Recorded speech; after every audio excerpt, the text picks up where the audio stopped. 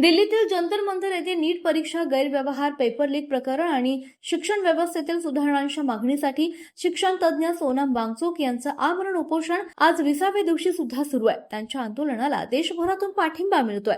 त्याच पार्श्वभूमीवर आज अहिल्यानगर शहरात स्थानिक नागरिक, विद्यार्थी आणि विविध क्षेत्रातील नागरिकांनी एकत्र येत शिस्तबद्ध मूक कॅन्डल मार्च तसंच लाईट मार्च काढून वांगचुक यांच्या आंदोलनाला जाहीर पाठिंबा दर्शवला।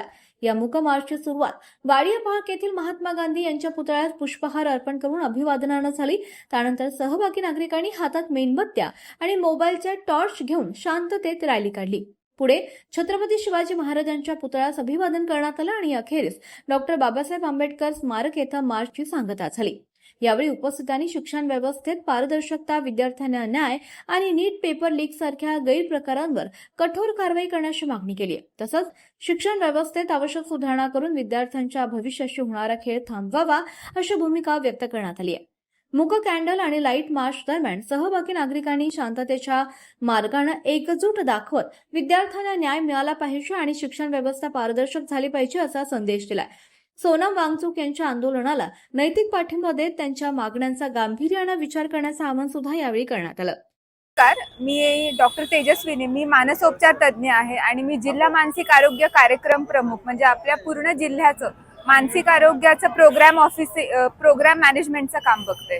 तर मला सर्वात जास्त चिंता आहे युवकांची, कारण मी युवकांच्या मानसिक आजारांवर किंवा मानसिक आरोग्यावर 1 to 1 काम करते। पेपर एक तर तयारी करणं कुठल्याही स्पर्धा परीक्षेची, आणि त्यानंतर जर पेपर फुटत असेल तर मला असं वाटतं की सरकार कुठेतरी चुकतंय।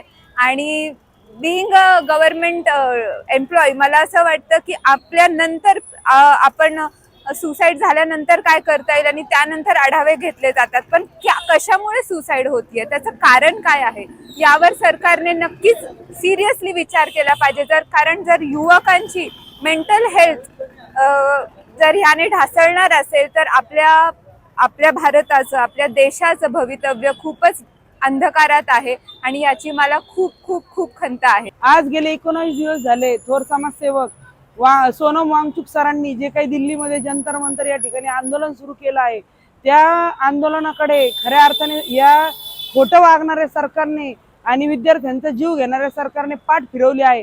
सरकार कोणाचंही असो, कोण सत्ताधारी कोण विरोधक ते महत्वाचं नाही, पण आज 22 ते 30 लेकरांचा जीव या परीक्षेसाठी गेलाय आणि त्यांच्यासाठी खऱ्या अर्थाने सोनम सर उपोषणाला बसलेत। आज मी एक भारताची नागरिक म्हणून खऱ्या अर्थाने माझं आद्य कर्तव्य आहे असं प्रत्येकाने समजावं आणि प्रत्येकाने एक जागरूक नागरिक म्हणून या आंदोलनामध्ये सहभागी व्हावं आणि त्यांच्या आंदोलनाकडे लक्ष देईपर्यंत आणि त्यांचं जे काही म्हणणं आहे ते सरकारने समजून घेईपर्यंत प्रत्येकाने या ठिकाणी साथ दिली पाहिजे।